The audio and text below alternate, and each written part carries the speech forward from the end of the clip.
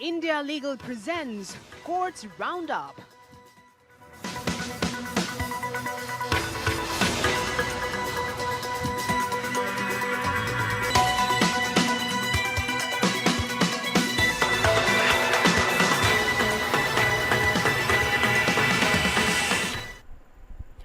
नमस्कार, आप देख रहे हैं कोर्ट्स राउंडअप। मैं हूं आपके साथ उन्नति भटनागर। इस खास बुलेटिन में चर्चा करेंगे उन बहुचर्चित मामलों के बारे में जिनकी सुनवाई हुई है सुप्रीम कोर्ट और हाई कोर्ट में। तो चलिए शुरू करते हैं। India Legal presents Courts Roundup.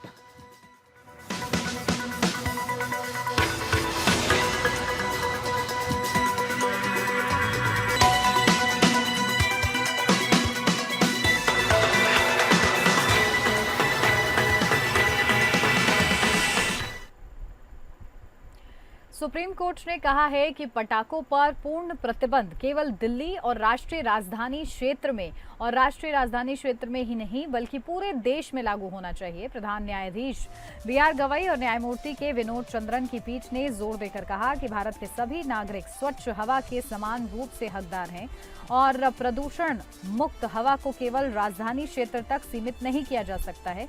पीठ ने कहा यदि एनसीआर में रहने वाले नागरिक प्रदूषण मुक्त हवा के हकदार हैं तो अन्य शहरों के लोग क्यों नहीं, सिर्फ इसलिए कि यह राजधानी शहर है या सुप्रीम कोर्ट इस क्षेत्र में स्थित है इसका मतलब यह नहीं है कि केवल वह ही प्रदूषण मुक्त हवा प्राप्त करेंगे। पटाखा व्यापारियों के वकीलों ने कहा कि पूर्ण प्रतिबंध से 5 लाख परिवारों की आजीविका प्रभावित होगी। उन्होंने कहा हमें कुछ तरीका निकालना होगा। मैं समझता हूं कि अक्टूबर से फरवरी तक प्रदूषण की चिंता है, लेकिन निर्माण, व्यापार और बिक्री पर पूर्ण प्रतिबंध का गंभीर प्रभाव पड़ता है। अतिरिक्त सॉलिसिटर जनरल ऐश्वर्या भाटी ने कोर्ट को सूचित किया कि ग्रीन पटाखों के मुद्दे पर राष्ट्रीय पर्यावरण अभियांत्रिकी अनुसंधान संस्था द्वारा वैज्ञानिक परामर्श के साथ विचार किया जा रहा है। कोर्ट ने अधिकारियों को मौजूदा लाइसेंस के संबंध में यथास्थिति बनाए रखने का निर्देश दिया और अतिरिक्त सॉलिसिटर जनरल से वायु गुणवत्ता प्रबंधन आयोग से रिपोर्ट मांगने को कहा। इस मामले की अगली सुनवाई 22 सितंबर को होगी।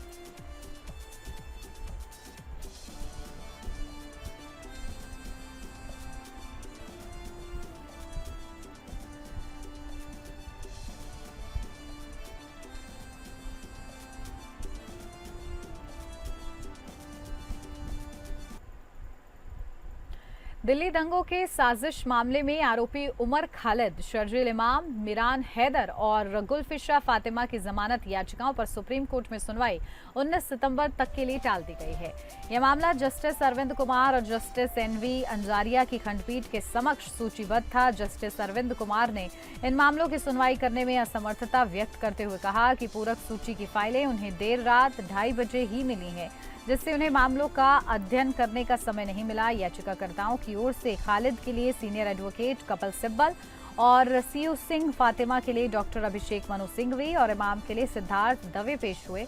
ये याचिकाएं दिल्ली हाईकोर्ट के 2 सितंबर को दिए गए फैसले के खिलाफ दायर की गई, जिसमें हाईकोर्ट ने उनकी जमानत अर्जियों को खारिज कर दिया था। जस्टिस नवीन चावला और जस्टिस शालिंदर कौर की खंडपीठ ने यह फैसला सुनाया था। याचिकाकर्ता 2019-20 में नागरिकता संशोधन अधिनियम के खिलाफ विरोध प्रदर्शनों के आयोजन में अग्रणी छात्र कार्यकर्ता हैं। उन पर गैर कानूनी गतिविधियां अधिनियम और भारतीय दंड संहिता के तहत आरोप लगाए गए हैं। उन पर फरवरी 2020 के अंतिम सप्ताह में राष्ट्रीय राजधानी में हुए सांप्रदायिक दंगों के पीछे बड़ी साजिश रचने का आरोप है। ये सभी आरोपी पिछले 5 साल से अधिक समय से हिरासत में हैं।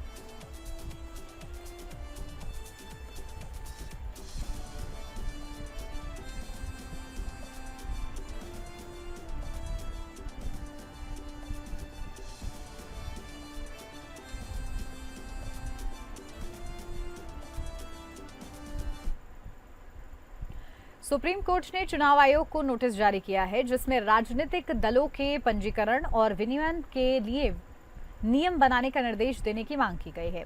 यह निर्देश एक जनहित याचिका के जवाब में आया है, जिसमें आरोप लगाया गया है कि कुछ राजनीतिक दल हवाला लेन देन के माध्यम से काले धन को सफेद में बदलने में शामिल हैं। आयकर विभाग ने हाल ही में कुछ राजनीतिक दलों पर छापेमारी की, जिसमें काले धन को सफेद में बदलने के आरोप सामने आए। याचिका में मांग की गई है कि चुनाव आयोग राजनीतिक दलों के पंजीकरण और विनियमन के लिए नियम बनाए। याचिका में यह भी मांग की गई है कि राजनीतिक दलों को पारदर्शी और जवाबदेह बनाया जाए।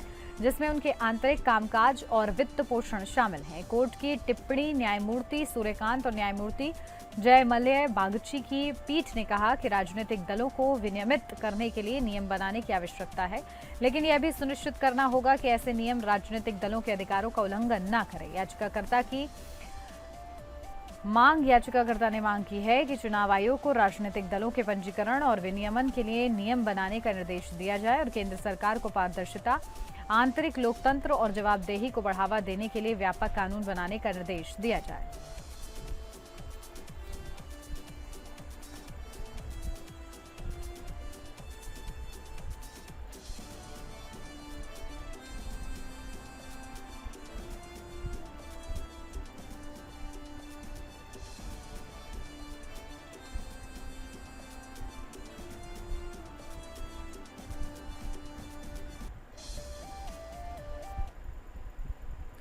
सुप्रीम कोर्ट ने चिंता व्यक्त की है कि सार्वजनिक, शैक्षिक या रोजगार के अवसरों में सामान्य श्रेणी के उम्मीदवारों के लिए कट ऑफ पूरा करने वाले दिव्यांग व्यक्ति अभी भी आरक्षित श्रेणी के उम्मीदवारों के रूप में माने जाते हैं।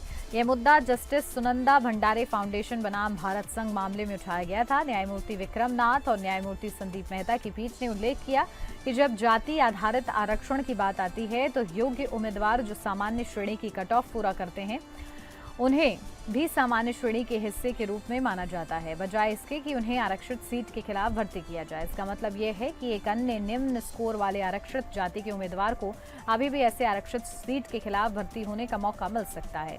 कोर्ट ने केंद्र सरकार को निर्देश दिया है कि वह इस मुद्दे को संबोधित करने के लिए उठाए गए कदमों के बारे में सूचित करे। कोर्ट ने कहा, हमें भारत संघ से यह समझाने की आवश्यकता है कि क्या योग्य उम्मीदवारों के लिए ऊपर की ओर बढ़ने के लिए उचित उपाय किए गए हैं जो दिव्यांग के लिए आरक्षित पदों के लिए आवेदन करते हैं और सामान्य श्रेणी के लिए कट ऑफ से अधिक स्कोर करते हैं।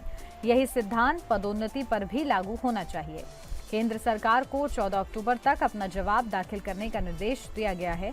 कोर्ट ने कहा कि ऐसे विचारों को समानता, गरिमा और समावेश के संवैधानिक वादे को ध्यान में रखते हुए किया जाना चाहिए ताकि आरक्षण का लाभ वास्तव में जरूरतमंद लोगों तक पहुंच सके। कोर्ट ने 8 नेशनल लॉ यूनिवर्सिटीज को इस मामले में कुछ मुद्दों की निगरानी करने के लिए कहा है।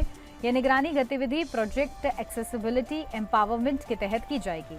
एनएलयू को 6 महीने के भीतर एक रिपोर्ट प्रस्तुत करने के निर्देश दिए गए हैं। इस मामले की अगली सुनवाई मार्च 2026 में होगी।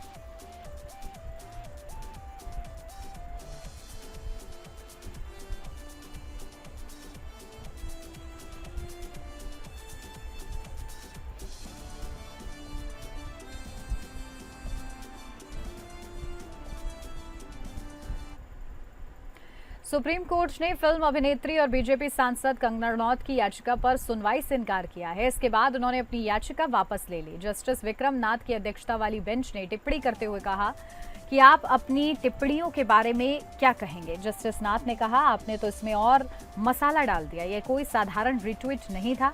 इस ट्वीट की व्याख्या को याचिका को रद्द करने के लिए नहीं माना जा सकता। आपका स्पष्टीकरण निचली अदालत के सामने ही रखना उचित है। इस पर कंगना के वकील ने कहा कि शिकायत दर्ज करने से पहले ही उनका स्पष्टीकरण मौजूद था, लेकिन उस पर विचार नहीं किया गया। कोर्ट ने कहा, सबूतों की अनदेखी के कारण शिकायत खारिज की जा सकती है। हम आपकी ट्वीट पर कोई टिप्पणी नहीं करेंगे, इससे ट्रायल पर असर पड़ेगा। यह सिर्फ एक साधारण रीट्वीट नहीं था, इसमें आपकी टिप्पणी भी शामिल थी। दरअसल कंगना रनौत ने 2020-21 में किसान आंदोलन के दौरान की गई मानहानि टिप्पणी के चलते पंजाब में दर्ज केस को रद्द करने की मांग की थी। कंगना के खिलाफ मानहानि की यह शिकायत 2021 में पंजाब के बठिंडा कोर्ट में 73 साल की महिंदर कौर ने दर्ज कराई थी। शिकायत में कहा गया है कि कंगना ने रिट्वीट में उनके खिलाफ मानहानि करने वाले आरोप लगाए हैं। कंगना ने अपने रिट्वीट में महिंदर कौर की फोटो वाले ट्वीट को रिट्वीट कर कहा था कि ये वही बिल्किस बानो दादी हैं जो शाहीन बाग में प्रदर्शन का हिस्सा थी।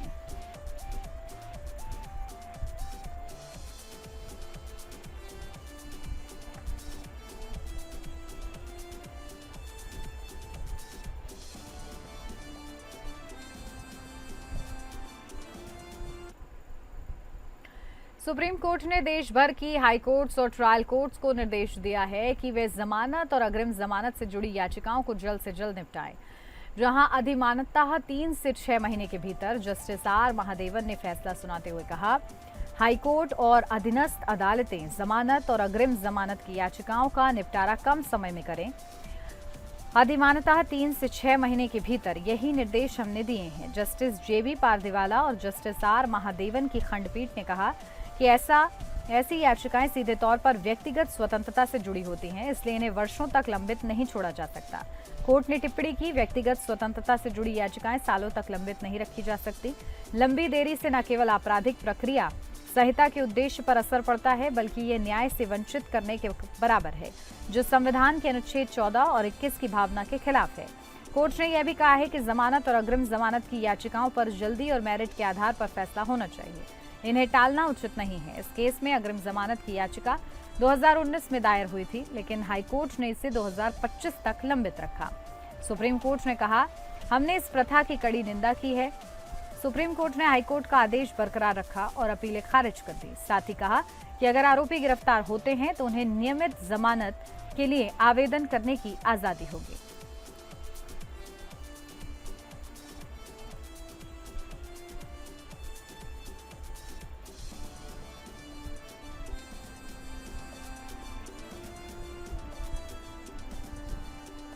मद्रास हाईकोर्ट ने एक याचिका खारिज कर दी है, जिसमें आरोप लगाया गया था कि ईशा फाउंडेशन पड़ोसी भूमि में सीवेज और अपशिष्ट पदार्थों को छोड़ रहा है। मुख्य न्यायाधीश मनिंदर मोहन श्रीवास्तव और न्यायमूर्ति जी अरुल मुरुगन की पीठ ने एक के बाद एक याचिका में प्रदूषण नियंत्रण बोर्ड द्वारा की गई जांच और संतोषजनक रिपोर्ट को ध्यान में रखते हुए याचिका खारिज कर दी।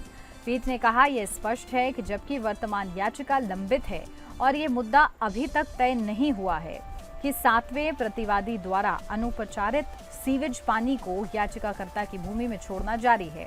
दूसरी याचिका में तमिलनाडु प्रदूषण नियंत्रण बोर्ड द्वारा की गई जांच और कोर्ट के समक्ष प्रस्तुत रिपोर्ट संतोषजनक पाई गई। याचिकाकर्ता ने आरोप लगाया था कि फाउंडेशन कचरे का निपटान नियमों के अनुसार नहीं कर रहा है और सीवेज को उसकी भूमि में छोड़ा जा रहा है। उसने फाउंडेशन को किसी भी त्योहार या सभा के आयोजन के लिए अनुमति लाइसेंस जारी नहीं करने का निर्देश देने की मांग की थी। कोर्ट ने कहा कि दूसरी याचिका में कोर्ट ने तमिलनाडु प्रदूषण नियंत्रण बोर्ड से एक विस्तृत रिपोर्ट मांगी थी। बोर्ड ने अपनी रिपोर्ट में कहा था कि फाउंडेशन के पास त्योहार के दौरान उत्पन्न कचरे को संभालने के लिए पर्याप्त सुविधाएं हैं। कोर्ट ने इस रिपोर्ट को ध्यान में रखते हुए याचिका खारिज कर दी। कोर्ट ने वर्तमान याचिका में भी यही राय रखी और याचिका खारिज कर दी। कोर्ट ने कहा कि याचिका में अब कुछ भी विचार करने के लिए नहीं बचा है।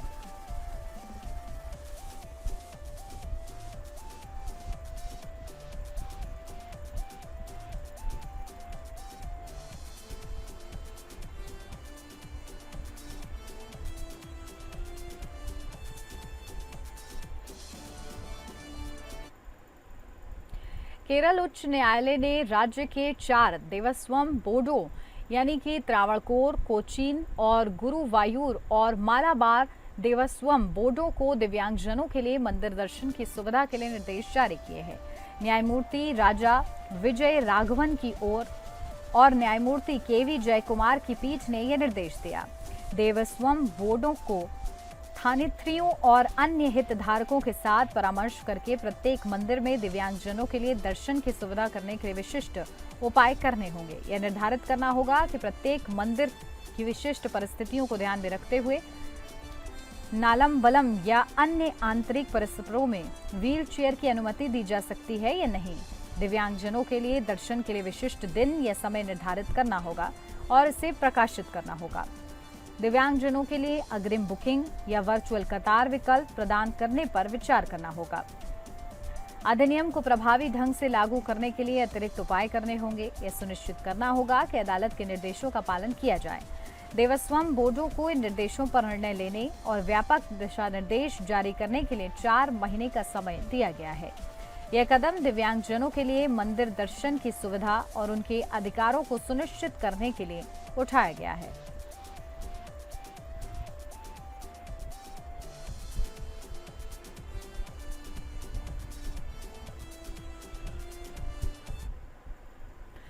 अब आइए इंडिया लीगल वेब रिपोर्टर से समझते हैं कि अग्रिम जमानत क्या होती है।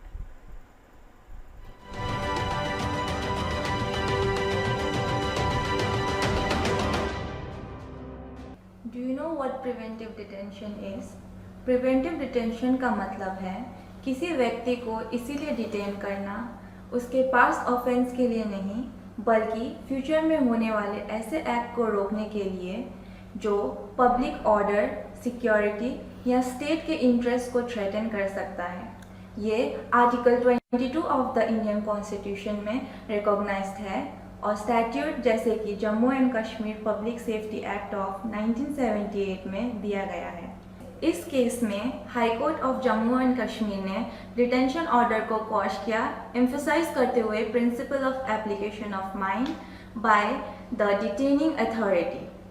Why this principle of application of mind is important, you might ask. Preventive detention cases में detaining authority को carefully examine करना होता है उन materials को जिनके ऊपर वो rely कर रहे हैं, ensure करते हुए कि वो actually detainer से related है। इस केस में जस्टिस मोक्षा ने पाया कि डिटेंशन ऑर्डर गलत तरीके से दूसरे व्यक्ति के मटेरियल पर बेस्ड था। पिटिशनर के बताए कोर्ट ने इस clear non application of mind माना। इस केस में जस्टिस मोक्षा ने पाया कि डिटेंशन ऑर्डर गलत तरीके से दूसरे व्यक्ति के मटेरियल पर बेस्ड था, पिटिशनर के बजाय। कोर्ट ने इसे clear non application of mind माना और होल्ड किया कि किसी गलती से डिटेंशन इलीगल हो जाता है। Thus, प्रिवेंटिव डिटेंशन दो लॉफुल कभी भी एक्यूरेसी को बाईपास नहीं कर सकता है। आइडेंटिटी में कोई भी लैप्स या कंफ्यूजन डायरेक्टली फेयरनेस के प्रिंसिपल को वायलेट करता है और प्रिवेंटिव डिटेंशन के पर्पस को अंडरमाइन करता है। Do follow us for such more legal updates.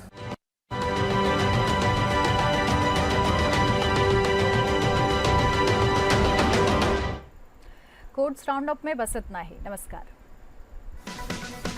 India Legal presents Courts Roundup.